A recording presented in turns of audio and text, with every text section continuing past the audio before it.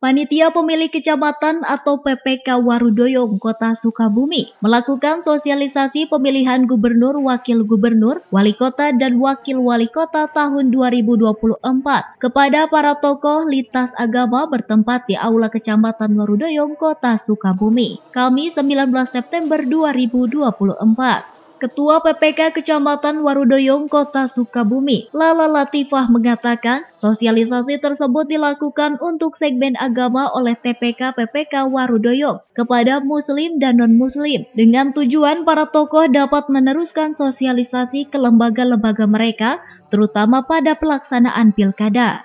Kita tujuannya ini untuk para tokoh-tokoh agama itu untuk meneruskan sosialisasi kita ke lembaga-lembaga yang ada di keagamaannya, juga menyampaikan terutama tanggal pilkada, kemudian siapa saja yang menjadi calonnya, baik itu untuk wali kota dan juga untuk gubernur. Dan kita mengajak untuk masyarakat juga tidak sampai tidak golput. Kita sampaikan betapa pentingnya kita dalam memilih, kenapa kita harus memilih, itu juga nanti mohon disampaikan juga kembali oleh tokoh yang kita undang.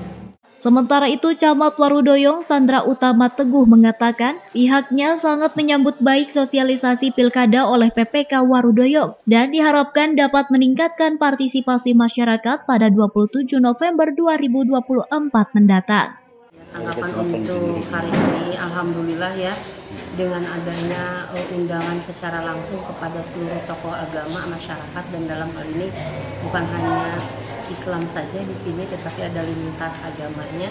Mudah-mudahan partisipasi masyarakat untuk datang di tanggal 27 November hari Rabu, tidak ada yang tidak datang. 44.754 semoga datang semua, dan partisipasi masyarakatnya mudah-mudahan tinggi. Dari Kota Sukabumi, Muhammad Ujang Heriaman, Tim Liputan MGS TV melaporkan.